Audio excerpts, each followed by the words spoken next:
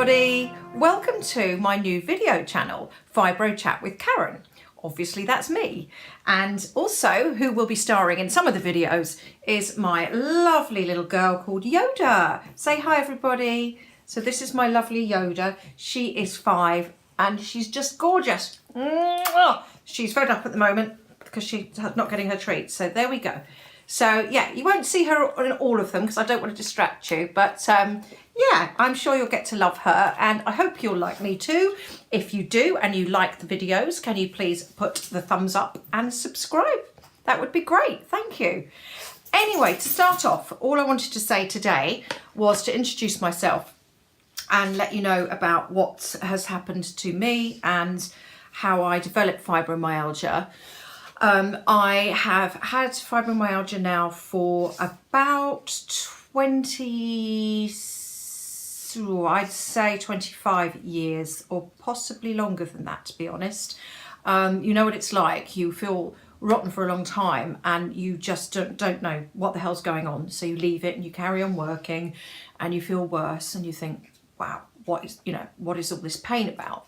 So I used to be a hairdresser and a beauty therapist, and I would work in salons. I also did the mobile hairdressing as well, which probably finished me off because I'm leaning people over baths, I'm carrying heavy bags, you name it, and it wasn't really good for me. I started seeing physiotherapists for back pain, and then I got diagnosed with having carpal tunnel. I kept dropping the scissors. I don't know, I just didn't feel right. And the chemicals as well, that wasn't good. My skin would go blotchy, I'd get terrible headaches, and I just really put it down to maybe an allergy to all the lotions and potions I was using back then in the 80s. We all know what those were, don't we, guys? So yeah, I kind of just got on with it because I didn't want to appear like to be whinging, and no one likes a whinger. So eventually, I was actually living in a different country at the time, and I was missing my parents, I was missing my friends. I was like, what's going on? Should I go home? I don't know what to do. And I decided that it was probably best for me to go home and sort myself out, because I actually thought I would, funnily enough, get a better diagnosis of whatever was going on in the UK than I did in Canada. How wrong I was, because actually one of the first fibromyalgia clinics that started in the 90s, early 90s, was in fact over there. America and Canada, they're always first for everything, aren't they, guys? But there you go. So I moved back here and I went to the doctors. They didn't know what to say. They just said, well, it seems like you've got some kind of muscle pain and might be ME. And I said, well, yeah, I'm fatigued, but I'm in more pain than I am with anything else. So to cut a long story short, I went to see a rheumatologist. So if any of you out there have children or have any relatives that think that they could have this condition, please don't necessarily go to the doctors. They don't really understand. There are a few out there that are lovely. Mine is lovely, but I'm actually educating him more. I'm bringing him papers. I'm bringing him, all these articles about what I'd like to have done. And unfortunately, apart from getting drugs for fibromyalgia, i.e. a low-dose antidepressant, which I did start on years ago, and painkillers, heavy-duty ones, they're not really going to offer you much else. I hate to say, guys, but yeah. So your best bet is to do what I did and go to a rheumatologist. Now, what they do, well, firstly, fibromyalgia means muscle pain, pain in the muscles. And it's not just a question of having pain in the muscles. As you lovely people know, if you're watching, there are a lot more symptoms than that, let me tell you.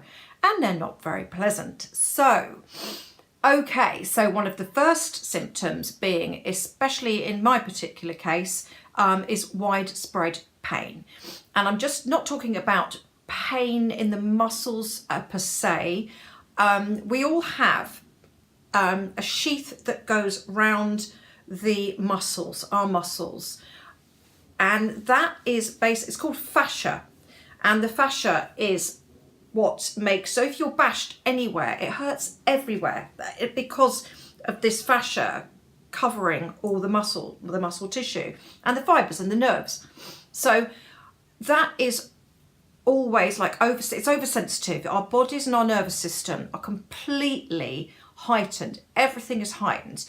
So oversensitivity as well as pain. Oversensitivity being to light, to sound, to noise. You know, if I go out in the bright light, sometimes I feel like a gremlin. I'm like, oh, bright lights. It's crazy. And it could be an awful smell sometime, and you think, whoa, and something might just automatically give you a headache, make you feel sick. So oversensitivity is another big one. Going back to pain. Now, the pain is pretty widespread. Some people with fibromyalgia have pain in maybe a few areas. Some people have it all over. I personally, not all the time, but I do tend to have it throughout the whole body, unfortunately. Sometimes it's worse in other areas than others. For me, I think with overuse of my muscles for all the years of doing my job, I think most of us get the classic fibromyalgia is in each shoulder, and you'll have tender points going all through your body. So the main ones are kind of here. I'll stand up for you guys. You've got one here. You've got one there. I mean, even that hurts just pressing. All through the body, of course. You've got them in the side of your hips. You've got them in the lower back. You've got them in the side of the legs, inside the knee, outside the knee, all the way down, and even, you know, I get throbbing feet as well, which isn't too good.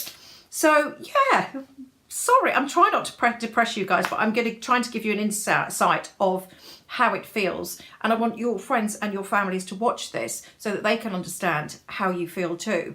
You know, it is really, really hard. It's tough. The majority of people that have this will always pretend that they're fine, but they're not, because they don't want you to be like, oh God, then they're bloody going on again. So please bear that in mind as well. Moving on with some more symptoms, we have stiffness, a lot of stiffness. We're told to exercise, which makes me laugh.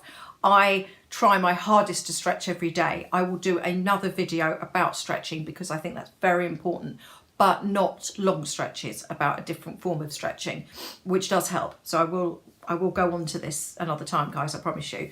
So this stiffness, that goes without saying. There's irritable bowel syndrome, which a lot of us get. A lot of us also have a lot of stomach problems, digestive problems, whether it be colitis, IBS, like I've said. It can be all sorts of stuff, really nasty again. And headaches. Wow, headaches. Yeah, I mean, I do get headaches, and I think I'm one of the luckier ones. I don't get them too badly, but a lot of my friends with fibromyalgia suffer from migraines. Now that is a different story altogether. You know, you've got your fatigue, you've got your pain, so you can't do much. But crikey, when you've got a migraine on top of it, oh my God, I feel sorry for you guys. I really do. I know there's been a lot of research out there recently. There are a few things that you can do. And again, I will go into that soon as well, because I have a friend that's had something done, which is very interesting. It's called daith piercing in the ear, but we'll talk about that another time. So all these symptoms, there are things that you can do. There are more symptoms. It's anxiety, there's lack of sleep, there's concentration. Oh my goodness, fibro fog. Okay. People, when you say, oh God, my fibro fog's playing up today, people look at you like, oh, okay, what? Well, I can tell you now, fibro fog is real, people. So if you do have friends or relatives and they come out with something very strange, and they look a bit embarrassed, or they'll forget something that is very, very simple, like your name, for example. Yeah, it's something goes on in the brain where you feel like a fog has descended into your brain, and you can want to say the most simple, come out with the most simple sentence, and it can come out back to front. it can sound quite bizarre, and I don't know why that happens. Your memory is shot to pieces. If my husband said to me this morning, can you remember to get some eggs today? I'd be like, yeah, no problem, no problem. I'd go to the shop. And I know this is a standard thing with a lot of people, but I'd go to the shop and it'd be like, okay, I've forgotten. So you can help yourself with fibromyalgia, fibrofog as well, by making lists. I mean, I literally, on my phone, I would not be without my phone and my notes. I refer to my notes every single day. I keep saying to my mum, do this. I mean, I don't know which phone you've got, but my notes, I mean, I've just got, let me see, hundreds and hundreds of them. And again, on the calendar, on your phone, you can do reminders. There's lots of things you can do, but please bear with us, people, because we're not stupid. We're really not. It is a nervous system disorder. It is going to affect your brain. It is going to affect everything that runs off your nervous system disorder. Another thing being hormones. Yes, hypothyroidism, all of that as well. I did suffer from, for many years, endometriosis. It was hell, I won't lie. And I think I have met quite a lot of people that also suffer from endometriosis or have done, and their fibromyalgia has come along about the same time. And that is actually what happened to me. Touch a lot of wood. I don't have it anymore, but I do have serious hormone issues. Because of my age, I am going through the perimenopause. Wow, I thought I was foggy enough, seriously, with my brain before I got perimenopause. Now, hot flushes, crying 1 minute, laughing the next, in loads of pain. I get the most ridiculous flares when I'm sort of up and down with the hormones. I get full flare throughout the body, but I also get really bad headaches and throbbing feet pain. What is that about? I do not know. But anyway, so that's, yes, that's something else that we can deal with as well. There are many things that we can do to help all these symptoms. So I am here to tell you, people, please hang in there. Don't be disheartened. I know a lot of you are extremely depressed. I know a lot of you are so sick and tired of saying, oh, I'm fine. And I know you're not. And if you know someone with fibromyalgia, then you will know that if they say they're fine, they're not really. They just don't want to upset you. They don't want to appear to be a hypochondriac because, oh my goodness, in the past I've been called that, and it is hurtful. And you get thrown the most stupid remarks from people, but you know, it's not their fault. It's just that they're ignorant. You know, like, have you tried a hot bath? Have you tried aerobics? Oh, I hear exercise is really good.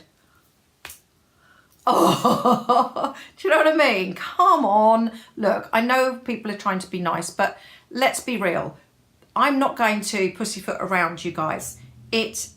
As yet, as far as I'm concerned, it is an incurable condition. But what I will tell you is it's a manageable condition, and that's the difference, okay? Sometimes we'll be bedridden. Other times we might be able to do a few things, and we do more, and then it's like 5 paces forward, 10 steps back. Then you're depressed, then you're upset, then you feel frustrated, you feel like a useless person.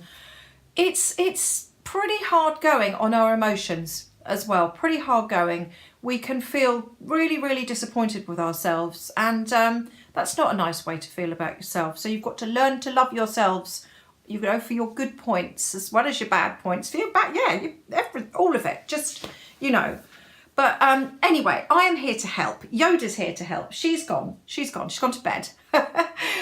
So I just thought I would say hi and tell you a little bit about fibromyalgia. I'm not a doctor, by the way. I'm not a nurse. So anything or any advice I give to you, please, I will just put it out there. I'm not a professional of any means. I just want to share with you in the next God knows how many videos I do, what I've tried, what has helped, what maybe hasn't helped for me, what has, as I say, and maybe pass on some contacts.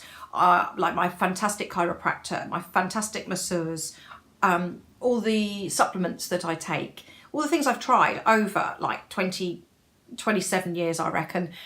So I want to share that with you. And my main aim, of course, with this also is to get discount with these supplement companies, with these gadget companies. I have spent hundreds, thousands on things, and yeah, what I would love to achieve for us, because we're not all made of money. A lot of you poor people have to, you poor things, you've got to work. You know, some people don't work, some people work part-time.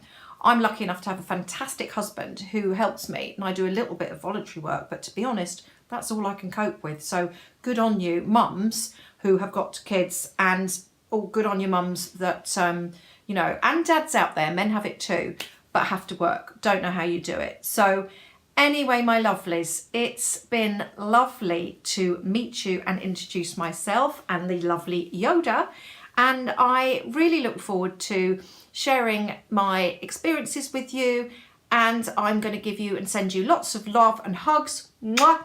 And I'll see you again very soon. Take care. Bye.